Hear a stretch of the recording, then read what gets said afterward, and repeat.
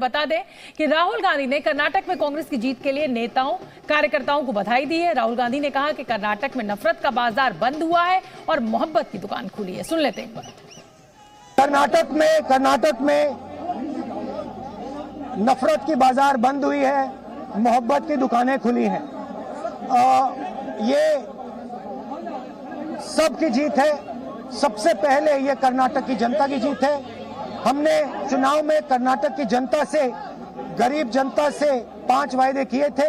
मैंने अपने भाषण में कहा, खारगे जी ने भाषण में कहा, सब नेताओं ने भाषण में कहा था कि हमारे 5 वायदे हैं। हम इन वायदों को पहले दिन पहली कैबिनेट मीटिंग में पूरा करेंगे। कर्नाटक के चुनाव में एक तरफ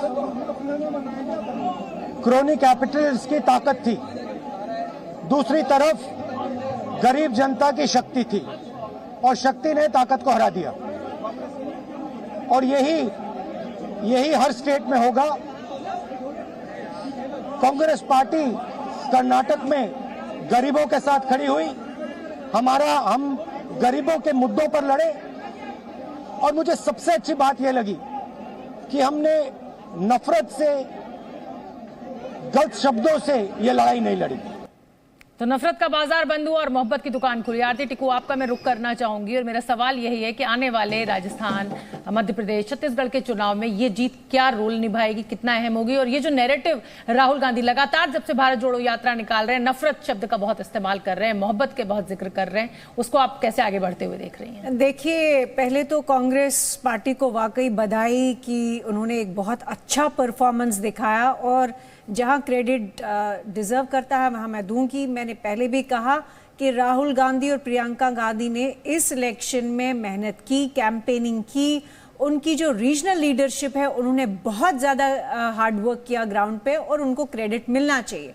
जहां तक ये नफरत की का जो नैरेटिव चला रहे हैं राहुल गांधी, ये झूठ बोल रहे हैं। कांग्रेस पार्टी ने उतनी ही कॉम्युनल पॉलिटिक्स खेली जितनी बीजेपी खेलती आ रही है। इनफैक्ट जितने भी अल्पसंख्यक मुस्लिम नेबरहुड्स मैंने कर्नाटका में देखे, वहां पे क्लियर कट ये था। इनफैक्ट जेडीएस को वोट नहीं मिल रहे थे, कांग्रेस को मिल रहे थे, जो हम देख रहे हैं। और पहले भी मैंने कहा, क्लियर कट ये था कि बीजेपी हिंदुओं की पार्टी है, कांग्रेस मुसलमानों की पार्टी है।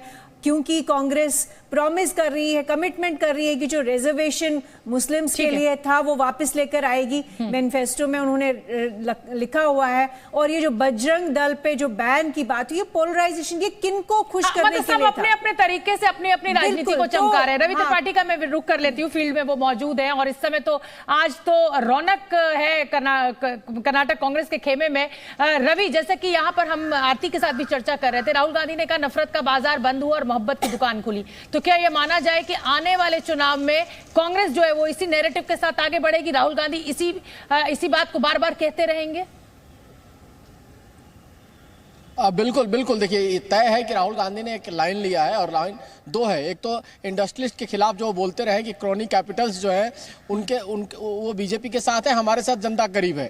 एक गरीबी का पॉलिटिक्स खेला जाएगा और दूसरा नफरत और प्लस मोहब्बत की दुकान खोलने वाला मामला कि वो नफरत फैलाते हैं, हम मोहब्बत की दुकान खोलते हैं। क्योंकि आप गौर कीजिए तो कर्नाटका का जो मूड है, देखिए कई स्टेट का अलग अलग मूड होता है। उत्तर प्रदेश के लोगों का मूड अलग है, बिहार के लोगों का मूड अलग है, बंगाल के लोगों का मूड अलग है, कर्नाटक के लोगों का मूड अलग है और हर जगह की पॉलिटिक्स वहां के हिसाब से होती है, लोगों के मूड के हिसाब। तो शायद यहाँ पोलराइजेशन उस तरह का नहीं कर पाई बीजेपी जो चाहती थी।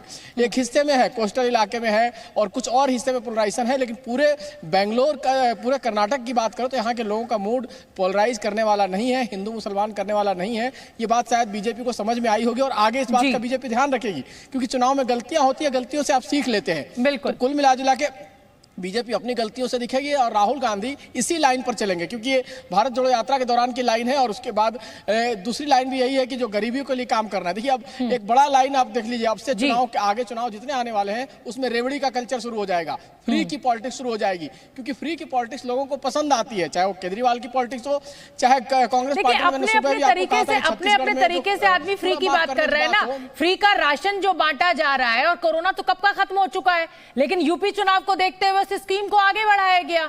अब लोकसभा चुनाव को देखते हुए तो हर आदमी, हर राजनीतिक दल अपने अपने हिसाब से रेवड़ियां बांट रहा है और अपने अपने हिसाब से रेवड़ियों को परिभाषित कर रहा है। अब की बार किसकी सरकार और रहा है। कांग्रेस अपनी सरकार बनाने जा रही है कर्नाटक में। बीजेपी 64 सीटों पर सिमट गई है। कांग्रेस अभी 137 सीटों पर मिलती हुई इसको दिखाई दे रही है। जेडीएस का भारी नुकसान होता हुआ दिखाई दे रहा है 19 सीटों पर, और अदर्स के खाते में 4 सीटें जा रही हैं। मेरे साथ एक्सपर्ट्स का एक पैनल स्टूडियो में मौजूद है। प्रदीप कौशल जी, मैं आपका रुख करना चाहूंगी इसी आंकड़े को लेकर। मुझे लगता है कि आप चाहे कितनी भी बात कर लीजिए, एक तो एंटी इनकम्बेंसी का फैक्टर बहुत बड़ा है कर्नाटक में। वहां एक रिवाज है पिछले 34-38 सालों से कि हर बार सरकार बदलती है। एक तो ये बहुत बड़ा फैक्टर कांग्रेस के लिए कहा जाए कि फायदेमंद हुआ है। दूसरा, जो कांग्रेस की रणनीति रही उसमें जीत सबसे बड़ी ये है कि बाइपोलर कर दिया उन्होंने इस फाइट को। क्या इसको आप मानते कि एक बड़ी का वो रही जीत कांग्रेस के लिए? मैं सबसे बड़ा कारण मानता हूं जो कांग्रेस ने एक नैरेटिव बनाया भाजपा के विरुद्ध भ्रष्टाचार का 40% कमीशन, वो पूरा का पूरा नैरेटिव जो है वो कांग्रेस बड़ी सफलता के साथ उसको उभार पाई, उसको चला पाई। उसके विपरीत भाजपा जो है उसके नुकसान की भरपाई नहीं कर पाई। दूसरा कोई और नैरेटिव भाजपा के पास नहीं था। भाजपा की साख गिरी और जनता जो है उसने मन बना लिया कि क्योंकि ये 40% कमीशन वाली सरकार है, भ्रष्ट सरकार है, तो लोगों ने मन बना लिया इनके विरुद्ध काम करने का।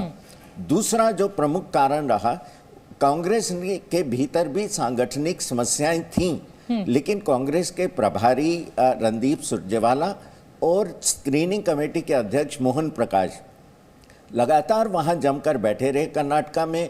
उन्होंने बिल्कुल उसको पार्टी के भीतर नेताओं में बड़ा सामंजस्य बनाया, टकराव को कम किया या समाप्त किया। तो कुल मिलाकर के वो अपने घर को ठीक ठाक करने में सफल हो गए। भाजपा में अंत तक खलबली मची रहेगी, बड़ा व्यापक विद्रोह हुआ, बड़े बड़े नेता पार्टी छोड़ गए। तो बिल्कुल एक अस्थिरता की स्थिति जो बनी, उससे भाजपा जो है वो जम करके अपनी सरकार ना बचाने में सफल हुई, ना जिताने में। बिल्कुल ठीक है। राजीव जेटली मेरे साथ बने हुए हैं। राजीव जेटली, आप आंकलन सुन रहे हैं। प्रदीप जी मेरे साथ स्टूडियो में मौजूद हैं, सीनियर जर्नलिस्ट हैं।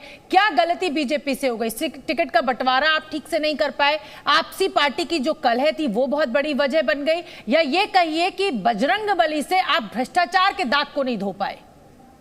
नहीं, देखिए, कांग्रेस की अगर आप जो स्टार प्रचारक थे उनकी लिस्ट उठाकर देखेंगे तो उसकी शुरुआती शायद ऐसे लोगों से हो रही थी जो केवल भ्रष्टाचार के चलते जिनके ऊपर कार्रवाई नहीं हो रही, वो इनफैक्ट वो बेल पर भी बाहर हैं। और वो लोग जो खुद बेल पर बाहर हैं वो भ्रष्टाचार की बात कर रहे थे। हम तो सोच रहे थे कि हम विकास की दिशा में आगे जा रहे हैं। शायद इस बात का अंदाज़ा नहीं था कि कांग्रेस एक ऐसा नैरेटिव सेट कर रही है कि जिसे हम विकास कह रहे हैं उसे वो अलग दिशा में लेके जा रही है। भ्रष्टाचार की चर्चा करते हुए नजर आ रहे हैं। कुछ कमियां रही हैं हमारे साथ कि शायद जो मैसेज जाना चाहिए था, इतने भारी जिसे मेहनत कहा जा सकता है, ईमानदारी और पारदर्शिता के साथ किए हुए कार्य को जनता तक नहीं पहुंचा पाए दूर दराज के इलाकों में।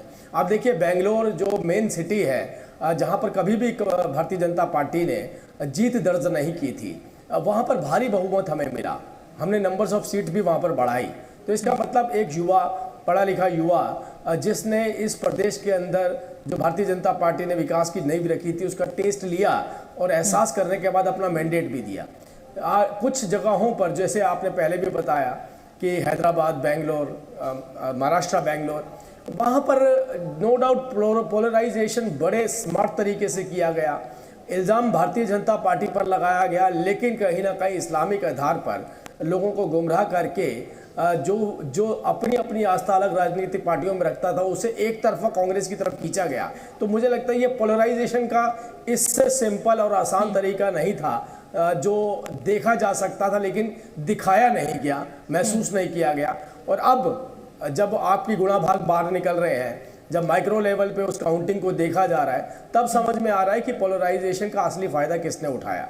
पोलराइजेशन का असली फायदा केवल कांग्रेस पार्टी ने उठाया और जेडीएस को भारी नुकसान उठाना पड़ा।